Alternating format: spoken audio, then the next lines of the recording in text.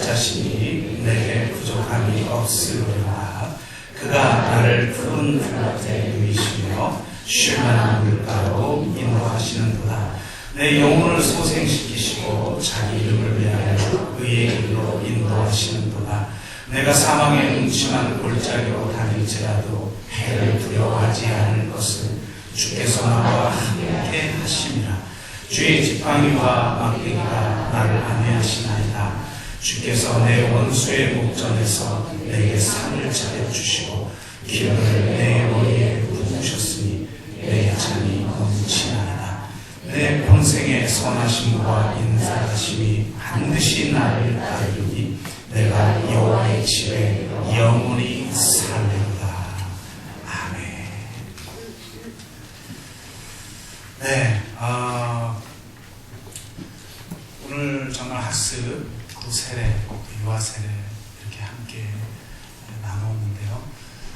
오늘 특별히 이 성례식에 참여한 모든 분들에게 정말 시편 23편의 고백이 동일하게 있기를 주의 이름으로 축복합니다. 이제 마음 시리즈 제가 한두 번만 더 하고 이제 마태복음을 깊이 들어가게 될 텐데요. 오늘 7번째 시간 특별히 시편 23편을 통해서 우리 그리스도인들에게, 믿는 자들에게 주어진 자유가 무엇인가에 대해서 또 오늘 성례식에 참여한 학습교인과 세례교인과 유아세례교인 그리고 우리 원교회 교인들과 함께 나누기를 원합니다. 기독교는 자유의 종교입니다. 진리를 알지니 진리가 너희를 자유케 하리라 이렇게 말씀해 주셨습니다. 이 자유가 우리에게 주어졌는데요. 너무나 많은 자유에 대해서 이야기할 수 있겠지만 특별히 많은 그리스도인들이 아끼는 시편 23편을 통해서 우리 그리스도인들에게 주어지는 자유가 무엇인지를 함께 나누고 이런 자유를 누리는 그리고 자유를 또한 남에게 나누는 그런 삶을 살아가는 저와 여러분 되기를 주의 이름으로 축복합니다. 1절을 통해서 우리에게 보여주는 것은요, 욕망으로부터 우리를 자유롭게 한다는 것입니다. 욕심이 잉태한 즉 죄를 낳고 죄가 장성한 즉 사망을 낳느니라. 이런 구절이 있죠. 그러니까 결국 이 죄가 욕심으로부터 잉태된다라는 거예요. 그런데 이 욕심 혹은 이 욕망이라는 것은 결국 무엇으로부터 발생하냐면 결핍으로부터 발생하는 거예요. 그래서 최초의 인간도 사단이 유혹할 때 뭘 경험했냐면 결핍을 경험한 거예요.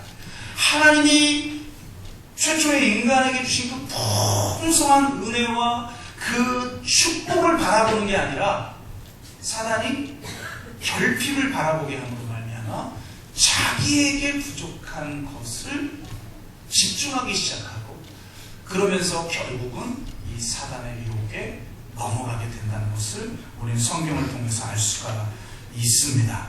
사실은 결핍이라는 건 본질적인 것이죠. 왜? 인간은 유한한 존재고 불완전한 존재이기 때문에 그렇습니다.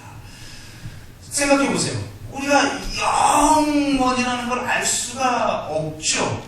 우리는 막연하게 영혼을 동경하면서 살아갈 뿐 그 영혼이 무엇인지를 사실은 개념을 알 수가 없어요. 우리 인간의 이성이 도저히 알 수 없는 몇 가지가 있다라고 칸트가 이야기를 했는데 그 중에 한 가지가 영혼의 개념인 거예요. 도대체 영혼이 뭐냐? 끝이 없다는 게 도대체 뭐냐? 끝이 없다라는 것을 증명할 수 있는가? 없다면 없다라는 걸 증명할 수 없는데 어떻게 알 수가 있고 끝이 있다면 영혼이 아닌데 어떻게 영원하다라고 말할 수 있는가? 이러면서 이율 배반에 빠지게 된다. 이런 지적을 해요. 그러니까 참 알 수가 없는 존재예요. 인간이 불완전하기 때문에 우리의 사고의 능력도 불완전하고요. 또 유한한 존재죠. 그래서 내가 아무리 많은 걸 채워도요 영원하지 않기 때문에 아무리 많이 채워도 항상 부족하게 돼 있어요. 왜요? 유한하니까. 아무리 많이 채워도 그것보다 많은 것보다 적죠. 그러니까 빌 게이츠가 몇십조 달러, 몇십조 원이 아니에요. 몇십조 달러의 재산을 가지고 있다. 그래봤자 그거보다 많은 것보다 것보다는 적게 가지고 있죠. 언더가 스탠드 하십니까? 그러면 제가 가지고 있는 것보다 더 많은 것보다는 저도 적게 가지고 있죠. 빌 게이츠도 적게 가지고 있고 저도 적게 가지고 있는 거예요. 이 차이. 그러니까 어떤 것을 소유해도 사실은 인간은 본질적으로 결핍을 느낄 수밖에 없는 존재예요. 그러니까 아무리 채워도 끊임없이 채워야 하는 존재인 거예요. 왜냐하면 어거스틴은 명확하게 이야기를 하죠. 영혼을 통해서만 채울 수 있는 빈 공간이 우리에게 있는 거 아닙니까? 그러니까 이 세상에 있는 소유, 이 세상에 있는 권력, 그 어떤 것도 다 이완하고 변화되어지고 연약한 것이기 때문에 채울 수가 없는 거예요. 바로 영원하신 하나님 외에는, 영이신 하나님 외에는 채울 수 없는 영혼의 빈 공간이 우리에게 있다라는 말이죠. 그러니까 다른 걸로 대체해서 아무리 채우려고 해도 결핍을 느낄 수밖에 없는 거예요. 사단은 끊임없이 우리에게 결핍을 느끼게 만들고 그 결핍으로 말미암아 욕망하게 만드는 거죠. 여러분 광고가 뭡니까? 여러분 TV 볼 때 광고가 나오죠? 그 광고의 핵심은 뭐예요? 결핍을 느끼게 하는 거죠. 나는 결핍돼 있는데 누군가는 가지고 있어요. 그래서 누군가 소유하고 있는 걸 시기하고 질투하게 만들고 내 안에 결핍에 집중하게 만들고 그러면서 그걸 욕망하게 만드는 게 광고죠. 그래서 우리는 이 세상 끊임없이 소비하라는 대로 소비를 하면서 소비적 인간이 되어 살아가지만 영혼에 결코 만족 없이 살아가게 되는 거예요. 그래서 많은 사람들이 결국 이 욕망이 문제구나라고 하는 거 많이 깨닫습니다. 그런데 이 욕망의 문제를 도대체 어떻게 해결해야 될까? 현실적으로 우리들에게 가장 많은 어떤 지혜를 제공하고 있는 게 스토아 철학이라고 하는 건데 왜 스토아 철학을 이야기하느냐? 그것은 현대에서 주장하고 있는 대부분의 사상이 스토아 철학에서 나왔기 때문에 그래요.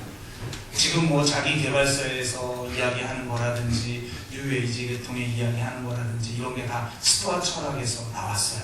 실제로 이 서양의 스토아 철학이라는 게 가만히 보면 동양의 영향을 받은 거예요. 심지어는 소크라테스의 대화록 이런 걸 읽어보면요, 영혼 회기설이라든지 이 동양의 사상에 대한 이야기를 해요.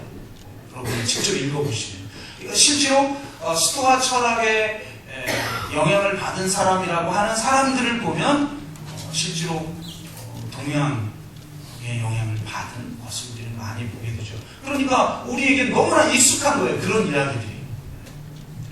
근데 이 스토아파에는 이 보통의 문제를 어떻게 해결하라고 하는지 두 가지를 이야기하는데요. 첫째는 욕망을 버리라고 이야기해요. 욕망을 버려야 된다고. 왜? 이 욕망이 문제니까.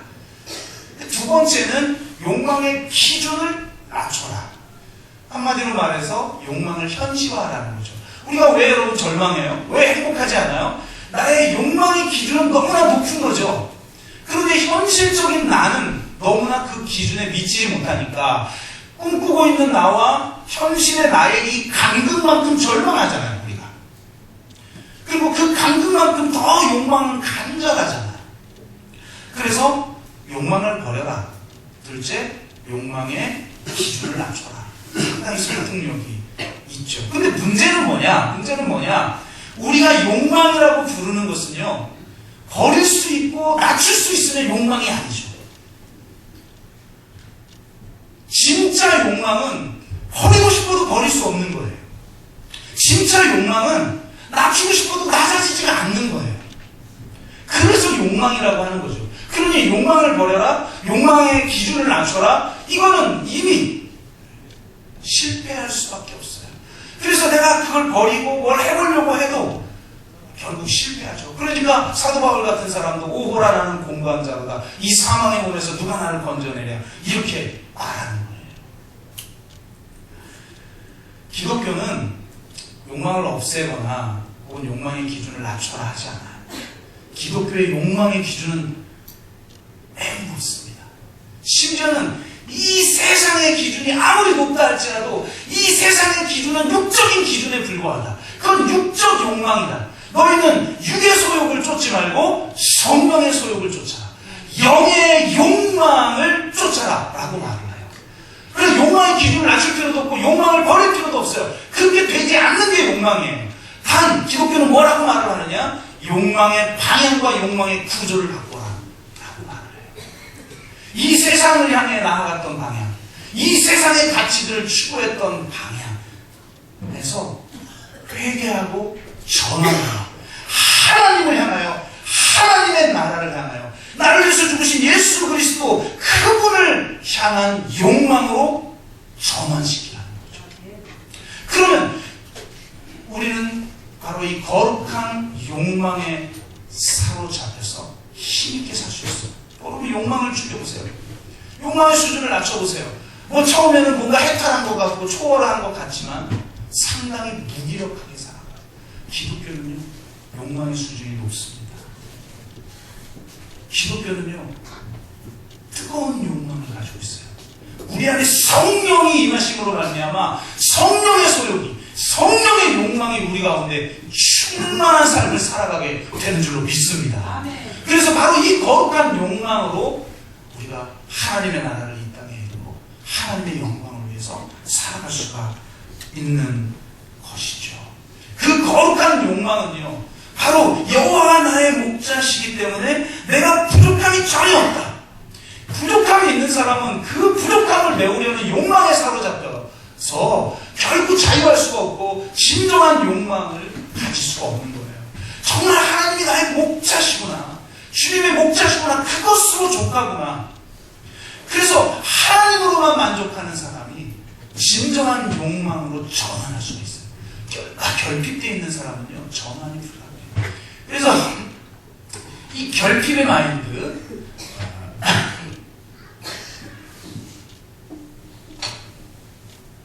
결핍의 마인드, 그래서 끊임없이 제로섬 게임만 하는 그런 사람들이나 혹은 자격지심을 가진 사람들은요, 이거 어려워요. 정말 어려워요. 하나님의 은혜를 누리거나 하나님의 나라를 위해서 살아가거나 그게 어려워요. 그래서 하나님은 먼저 우리에게 만족을 주셔요. 부족함이 없는 영적 세계를 경험하게 하셔요. 그리고 그것을 더 충만하게 온전하게 누리고 그것을 이 땅에 온전하게 이루기 위한 하나님 나라의 가치를 추구하며 하나님의 나라와 의를 구하는 삶을 살아가게 되는 줄로 믿습니다. 여러분은 여호와만으로 만족하십니까? 청소년부가 암송대회, 성경 암송대회를 했다고 그래요. 그런데 그 중에 한 명이 이 시편 23편을 외운 거예요. 왜냐면 외우기도 쉽고 짧잖아요. 잘못 걸려가지고 시편 109편 걸려보세요. 죽어나는 거 아니겠어요. 그러니까 23편 좋다. 그래서 외웠는데 문제는 앞에 나와본 적이 없는 거예요.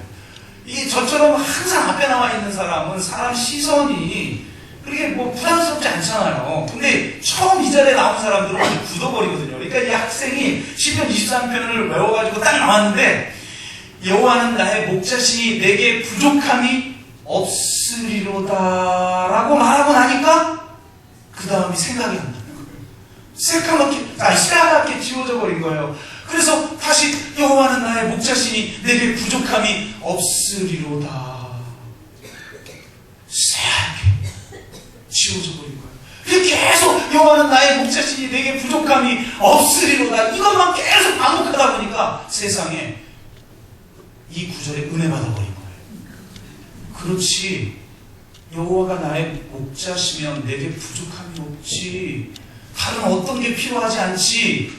더 이상의 것이 필요하지 않지. 이렇게 은혜 받고 나니까 막 당당하게, 이제 막 전에는 막 떨렸는데 당당하게 이렇게 얘기했대요. 여호와는 나의 목자시니 내게 부족함이 없습니다. 다른 무엇이 필요하지 않습니다. 더 이상의 것도 필요하지 않습니다. 이상 끝 하고 그냥 내려가 버린대요. 왜? 이걸로 족하니까 이것만 고백하면 되는 거죠. 야, 근데 그 이야기를 딱 듣고 보니까 그럴싸하다. 여러분, 여호와가 여러분의 목자십니까? 오죽하면 끊임없이 하나님을 배반했던 우리를 위해서 아들까지 아낌없이 주셔서 우리의 죄를 사하시고 우리를 하나님의 참 삼으십니까? 그 하나님의 사랑을 경험하지 않은 여호와 나의 내게 부족함이 아무것도 없구나.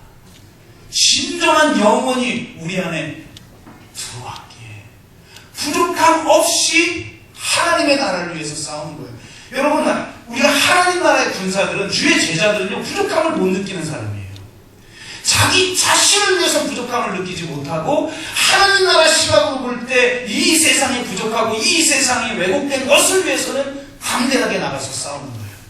자기의 부족함은 없대. 이 세상의 부족함을 메우려는 사람들이 그리스도인 거예요. 근데 우리 그리스도인들이 왜 욕을 먹습니까? 이 세상을 향해서는 부족한 게 없는 것처럼 욕망하며 살아가다가 자기는 너무나 부족한 게 많아서 맨날 하나님밖에 못 달라고만 하니까 기독교인 별명이 막 달라 마리아잖아요.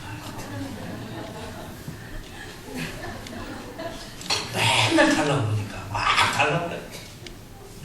줬는데 우리 안에 어마어마한 게, 상상도 할 수 없는 게 이미 주셔서 내게 부족함이 전혀 없노라. 그래서 사도 바울은 내가 풍성한데도 처할 줄 알고 부족한데도 처할 줄 알고 그 어떤 상황에도 처할 줄 아는 비법을 배웠다고 하잖아요. 왜? 그는 십자가를 발견했기 때문에. 여러분, 여호와는 나의 목자이신 줄로 믿습니다.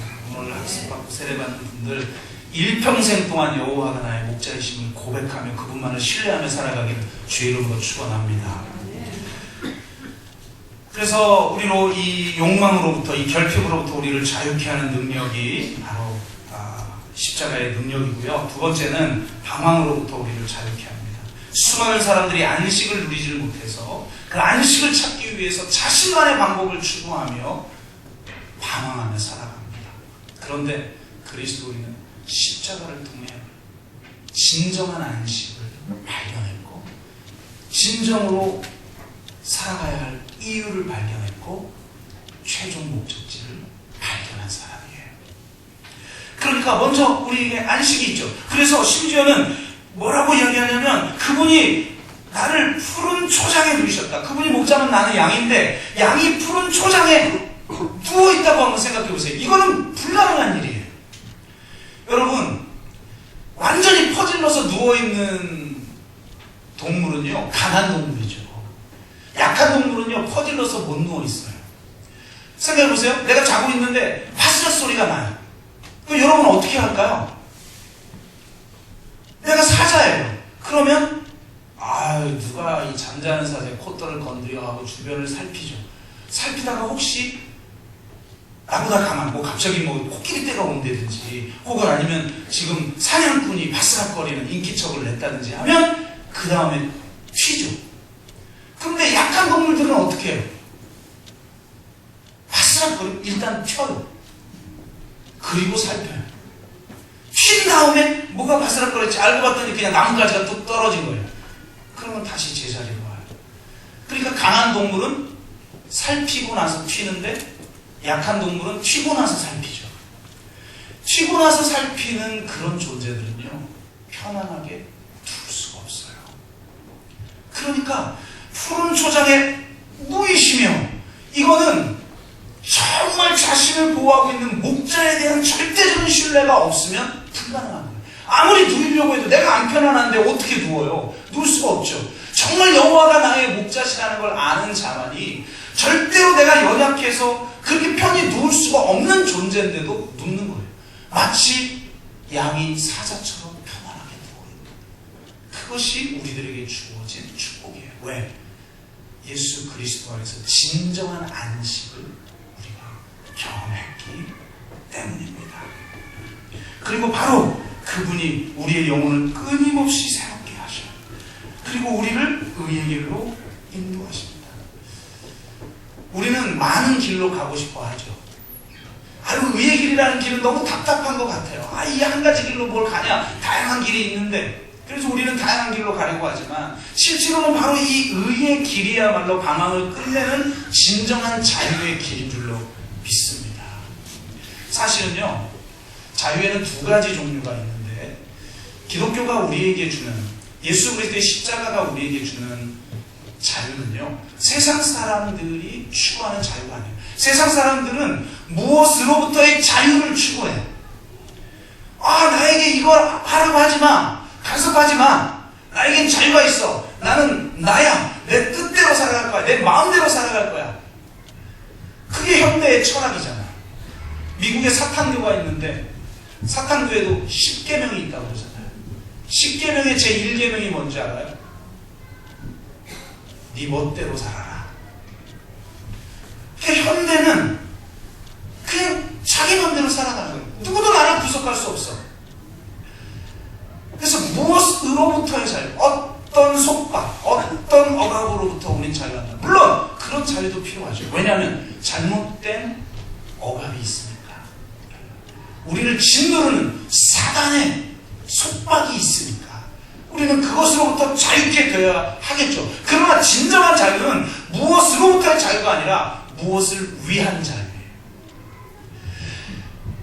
심지어는 무엇으로부터의 자유를 내가 가지고 있어요. 그 자유는 누구도 간섭할 수 없는 진정한 자유예요. 근데 내가 누군가를 위해, 무엇을 위해 그 자유마저도 포기할 수 있는 자유, 이 자유가 진정한 자유예요. 여러분 보세요. 사도 바울처럼 자유에 대한 이야기를 많이 한 사람이 있어요. 죄로부터 자유, 이 세상의 헛된 욕망으로부터 자유, 수많은 자유를 이야기하지만 그는 항상 자기를 뭐라고 소개합니까? 내가 예수 그리스도의 종이라. 종은 속박된 존재잖아요. 그러니까 진정한 자유는 사실은 속박에서 오는 거예요. 왜곡된 속박이 아닌 진리에 내가 속박되어지는 거예요. 그 의의 길을 가게 되는 거예요. 그게 자유인 것이죠. 그래서 이런 자유를 진정으로 경험하게 되면 그 다음에 두려움으로부터 자유하게 되는데요. 인생에는 우리는 반드시 사망의 음침한 골짜기를 경험하게 돼요. 사망의 음침한 골짜기를 경험하게 되면 우리가 얼마나 연약한 존재인지를 깨닫게 돼요. 그래서 사실은 사망의 음침한 골짜기는 실존적으로, 객관적으로는 참 우리 싫고 힘들고 피하고 싶은 길이지만 나의 실존에서는 바로 그 길이 은혜의 길이에요. 왜냐하면 사망의 음침한 골짜기가 나의 연약함을 깨닫게 해주거든요. 여러분, 은혜가 깊어지면 여러분이 강해질 것 같죠? 놀라운 건 은혜가 깊어지면 깊어질수록 내가 연약함을 깨달아요. 그래서 내가 즐거울 것 같은 존재구나 라는 걸 깨달아요. 그런데 내가 질그릇 것 같은 존재지만 내 이 질그릇 안에 보배가 담겨져 있구나라는 걸 깨닫게 되는 게 바로 기독교예요. 고린도후서 4장에 보면 이렇게 기록되어 있어요. 우리가 이 보배를 질그릇에 가졌으니, 금그릇에 가졌거나 무슨 은그릇에 가졌거나 화려한 장식이 있는 그런 그릇에 담겨진 게 아니라 질그릇에 담겨진 것이 보배예요. 여러분, 이게 바로 신앙의 역설입니다. 보배는, 예수 그리스도라는 보배는 오직 질그릇에만 담겨지는 보배인 것입니다. 그래서 내가 질그릇에 불과한 거구나는 우리가 사망의 음침한 골짜기를 다닐 때 깨닫게 되는 거죠. 그런데 이 질그릇에 바로 보배가 담겨져 있구나. 이는 심히 큰 능력은 하나님께 있고 우리에게 있지 아니함을 알게 하려 함이라. 우리가 사방으로 우겨쌈을 당하여도 쌓이지 아니하며, 답답한 일을 당하여도 낙심하지 아니하며, 박해를 받아도 버림받지 아니하며, 거꾸로뜨림을 당하여도 망하지 아니하고, 우리가 항상 예수의 죽음을 몸에 짊어지면 예수의 생명이 또한 우리 몸에 나타나게 하려 함이니라. 우겨쌈을 당할 수 있죠. 답답한 일을 당할 수도 있죠. 그런데 우리는 하늘을 우러러 바라볼 뿐인 거예요. 2차 세계대전 당시에 포로 수용소에서 일하던 군의관들이 명명했던 새로운 질병이 하나가 있는데, 이 질병이 가시철망병이에요. 그러니까 심한 우울증에 식욕도 없고 쇠약해져서 누워있다가 죽어가는 그런 병인데요. 이건 포로 수용소 주변이 가시철망으로 둘러싸여 있기 때문에 생긴 병이라는 거예요. 어디도 피할 수 없는, 자유롭지 못한 그런 극조망에 둘러싸여 있는 자기 자신을 날마다 인식하며 살아가는 거죠. 그러니까 자기를 속박하고 있는 그 가시철망을 바라보다가 생기는 병이라 이게 가시철망병이라는 거예요. 이것은 바로 이 수용소에 갇혀 있는 사람들만 경험하게 되는 일종의 낙심병, 절망의 병과 같은 것이죠. 그런데 놀라운 건 이 구리간을 보고하는데 많은 사람들은 이 가시철망병에 걸려있는데 특정한 사람들이 이 병에 걸리지 않는 사람들이 있더라는 거예요. 누구겠어요? 하나님을 믿는 자들이죠. 그들은 가시철망을 보지 않았어요. 아무리 우리를 둘러싸고 있다 할지라도 가시철망이 하늘을 덮을 수 없다. 하늘은 뚫려 있다. 사단이 우리를 둘러싸서 우겨싸 나 할지라도 하늘은 막을 수 없다. 하늘은 뚫려 있다. 우리가 하늘을 바라보며 하늘에 함께 기도할 수 있는 한 우리는 자유롭다. 우리는 절망할 수 없다. 이 마음을 가진 자들이 가시철망에 걸리지 않더라는 거예요. 여러분, 우리는 질그릇과 같은 존재입니다. 그러나 우리 안에 예수 그리스도라는 보물이 있습니다. 그 보물을 붙들면 어떤 상황도 견딜 수 있습니다. 내가 상황이 음침한 골짜기를 다닐지라도 애를 두려워하지 않을 것은 그분이 나와 함께 하신다는 거예요. 그분이 막대기와 지팡이로 나를 안위하신다는 거예요. 그리고 결국 가서는 어떻게 하신다고요? 원수의 목전에서 상을 베푸신다. 얼마나 놀랐습니까? 저는 처음에 시편 23편을 읽을 때 원수의 목전 앞에서 상을 베푸신다고 해서 이게 상장인 줄 알았어요. 근데 그것도 좋은 것 같아요. 그것도 좋은 것 같아요. 원수의 목전 앞에서 우리에게 멸류관을 씌워주시는 하나님 좋잖아요. 근데 이건 이제 잔치상인 거죠. 잔치상. 그렇게 원수의 목전 앞에서 하나님 나라의 잔치를 치르는 그런 모습을 보이게 할 것이다. 그걸 경험한 사람은 최종적으로 어떤 고백을 한다고요? 내 잔이 넘치나이다. 얼마나 놀라운 고백입니까?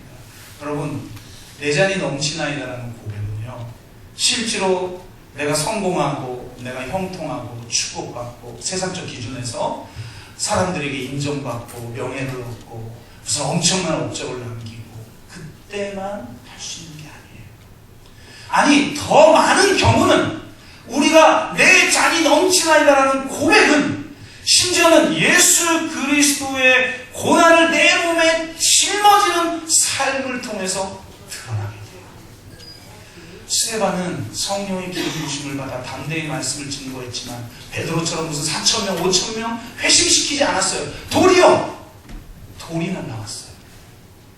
그렇지만 그는 마지막 죽는 순간에 하나님의 보호자에서 벌떡 일어나 자기를 보는 그 주님을 발견했죠.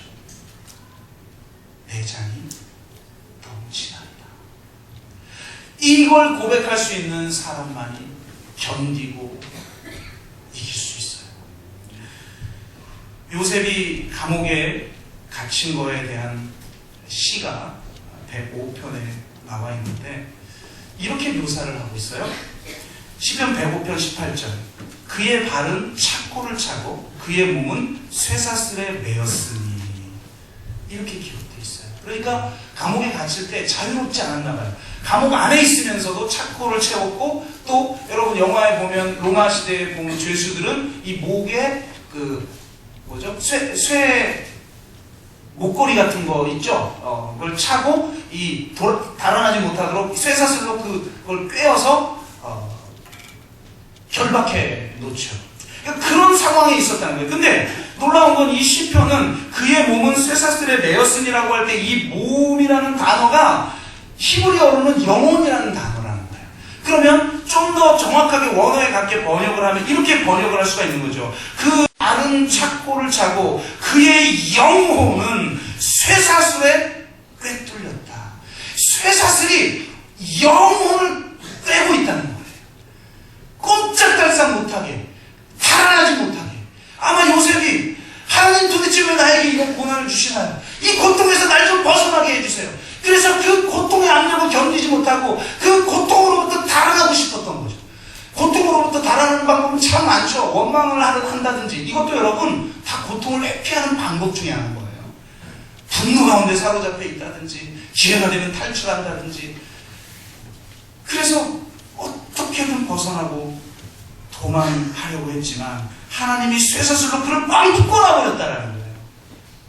그래서 주석가 데렉 카드는 이것을 가리켜 요셉의 영혼이 도망가지 못하도록 하나님께서 요셉의 목에다가 쇠로 만든 칼날을 채워놓았다. 이렇게 해석합니다. 쇠로 만든 칼날. 이게 사실은 어딜 도망하지 못하게 완전히 구속해 놔버리는 거죠. 사실 이게 로만 칼라의 의미예요. 여러분 신부님들이 로만 칼라 하죠. 이 로만 칼라는 왜 해요? 내가 예수 그리스도의 종이라는 거예요. 예수 그리스도에게 매였다라는 거예요. 복음의 쇠사슬에 꽉 매여서 내가 이 상황에서 달아나고 싶어도 달아날 수 없는 존재다. 그분의 명령 앞에 순종하여서 영원히 그의 쇠사슬에 묶여서 그저 순종할 수밖에 없는 존재다. 이런 의미로 그리스도의 종임을 표현하는 게 로만 칼라예요. 멋지잖아요. 그래서 저도 로만 칼라 옷이 있거든요. 그래서 이전 교회에서 제가 로만 칼라 옷을 입고 좀 개량한 로만 칼라죠. 약간 그 십자가 무늬도 좀 들어가고 하얗고 검은 것만이 아닌 이것을 입고 갔더니 장로님들이 아니 가톨릭 신부도 아니고 뭐하러 이 가톨릭을 왜 본받으려고 하느냐고 해가지고 그래서 바로 벗었잖아요. 쓸데없는 거 가지고 싸울 필요가 없으니까. 그러나 여러분 뭘 문제 제기하더라도 전통적으로 내가 가지고 있는 의식을 가지고 비판 좀 하지 마세요. 뭘 좀 알고 비판을 하셔야 돼요.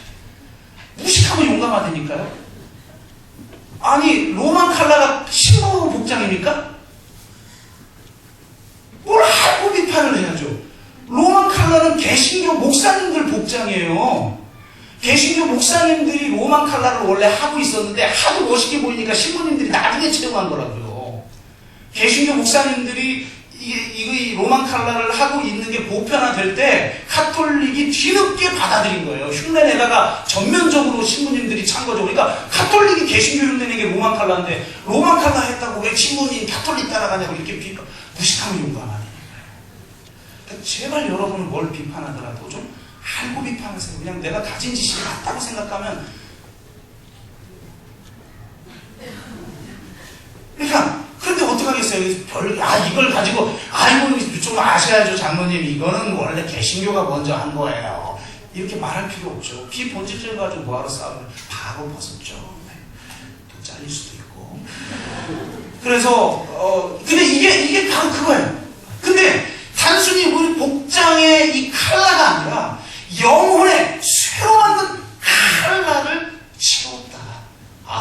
멋있는 주석이죠. 하나님이 요셉이 도망가지 못하도록 감옥 안에 그냥 가둬놔버렸다는 거예요. 하나님이 하셨다는 거예요. 하나님이.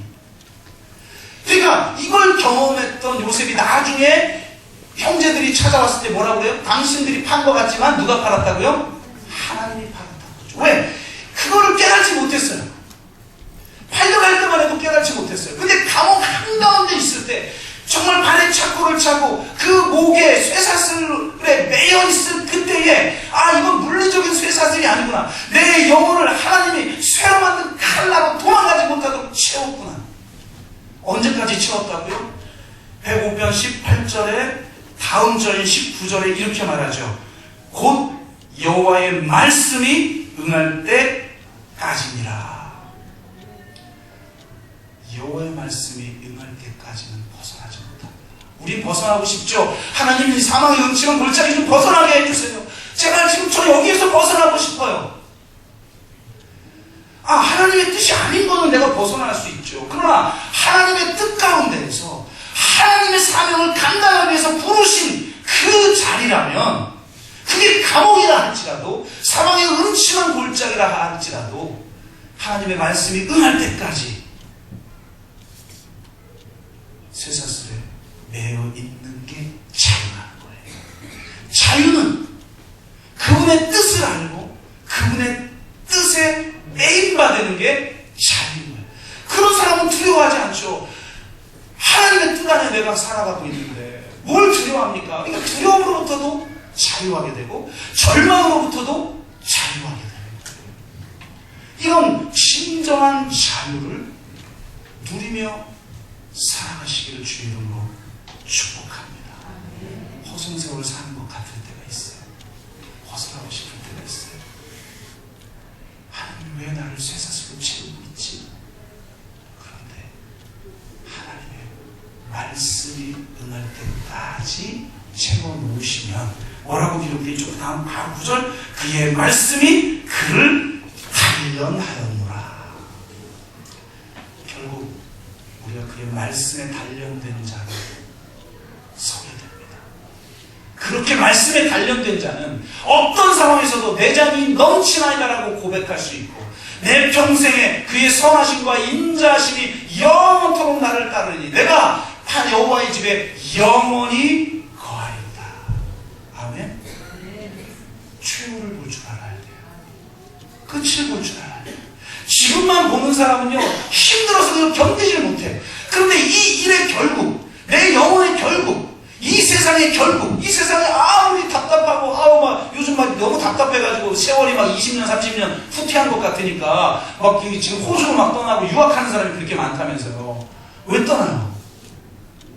떠나지 마세요. 자기 자리에서 하나님의 희망을 보세요. 하나님의 부르심에 순종하며 하나님의 미래를 바라보세요.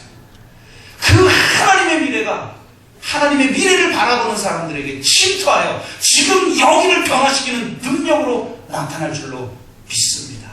그런 능력을 경험하며 살아가는 진정한 자유인이 되시는 저와 여러분 되시기를 주의 이름으로 축복합니다. 우리 한번 같이 기도할까요?